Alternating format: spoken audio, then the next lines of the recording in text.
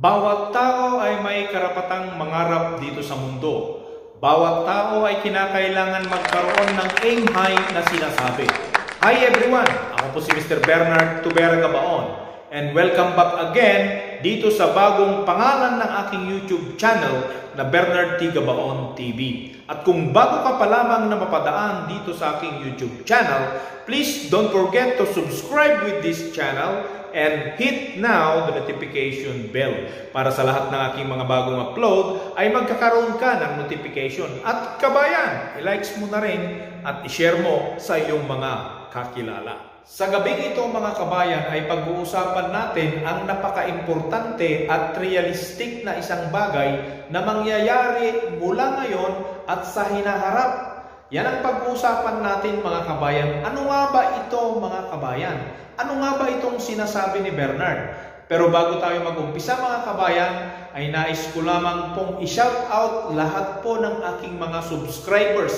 Saan ka man, dito sa Saudi, sa Pilipinas, o saan mang bahagi ng Pilipinas, shout out kabayan. Mabuhay tayong lahat. Ganito kasi mga kabayan, dahil pong ating presidente ay nagpupunta po sa mga iba't ibang bansa at malalaki pang bansa ang kanyang pinupuntahan at nag-i-invite po ng mga investor.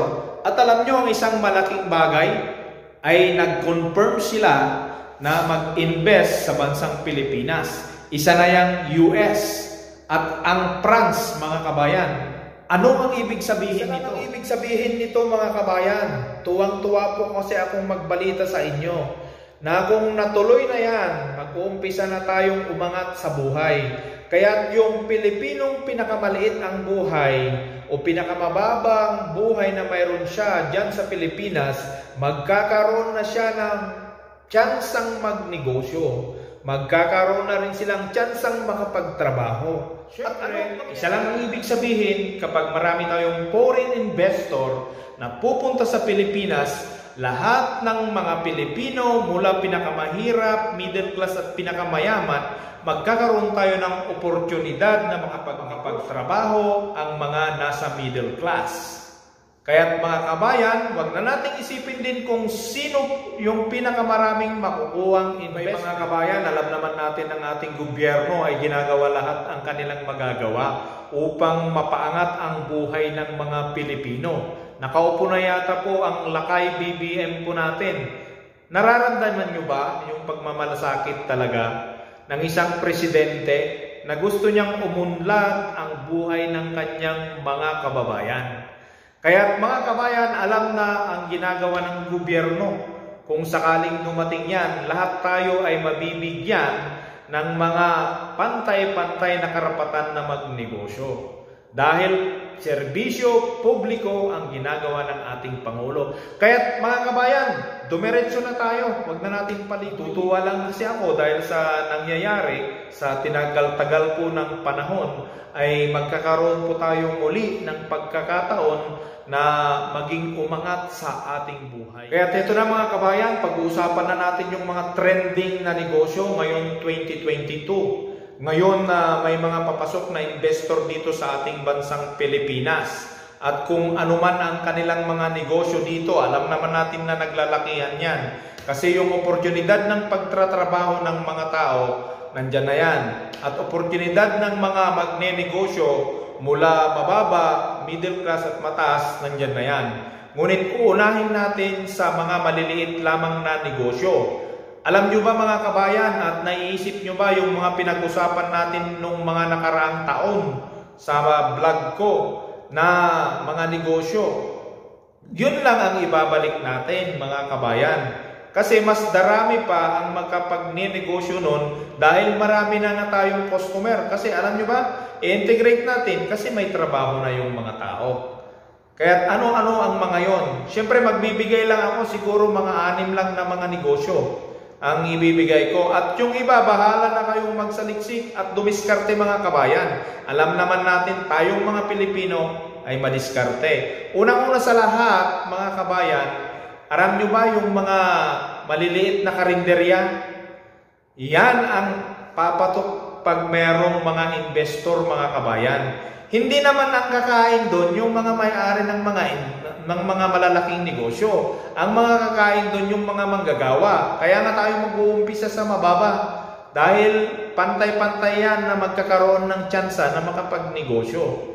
Pag maraming trabaho ang mga Pilipino at ang mga manggagawang Pilipino, ay siyempre tiyak darami ang magkukonsumo ng pagkain. Kaya't yung mga may dalubhasang diskarte sa pagluluto, ngayon na yung panahon ninyo mga kabayan. Mag-isip-isip tayo at magplano-plano na tayo.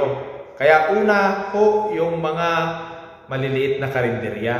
Yung mga 1,500 na pangpuhunan, yung mga 2,000 na puhunan, pwede ka nang kumita po dyan ng 600 sa isang araw. Abay, malaking tulong po yan. Malaking tulong po sa ating buhay kaysa yung walang-wala. Di ho ba? Napakagandang oportunidad yan. Ayan.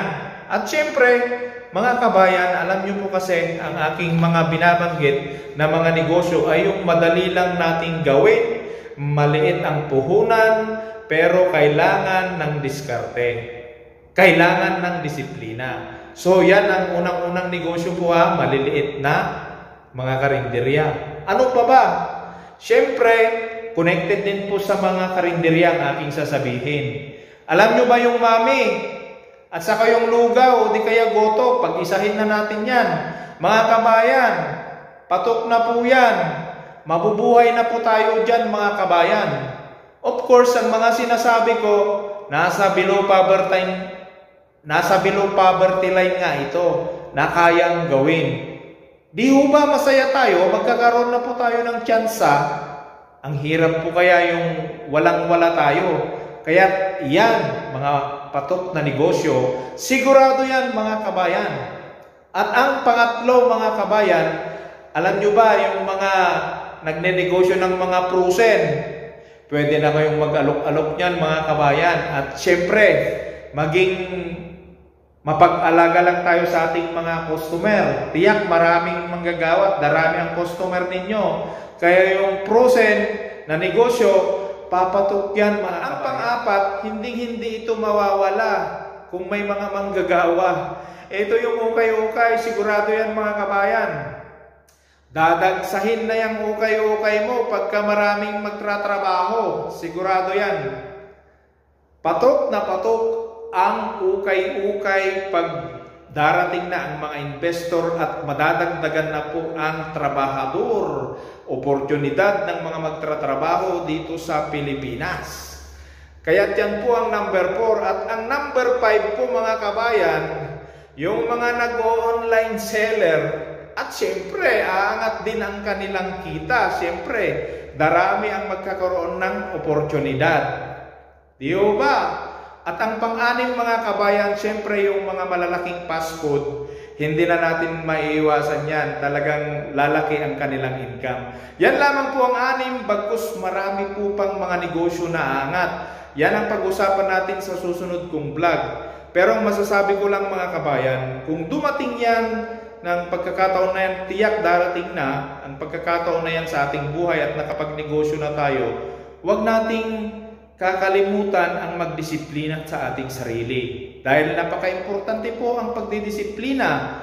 Kung dumating na yung pagkakataon na yan, may income po tayo, magtabi po tayo para sa ating kinabukasan, huwag gastusin lahat ang ating income.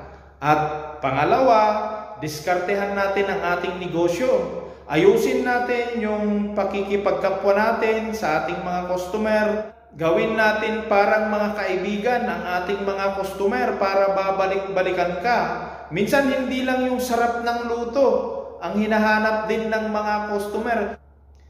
Yung pagtrato mo sa kanila, yan ay napakahalaga sa customer. Di ho ba mga kabayan? At talagang diskartehan mo at gawin mo yung best mo at mag-ipon ka.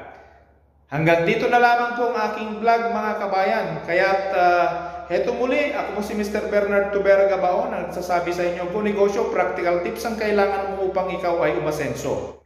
Ako po si Mr. Bernard Tubera Gabaon ang nagsasabi sa inyo, God bless you po.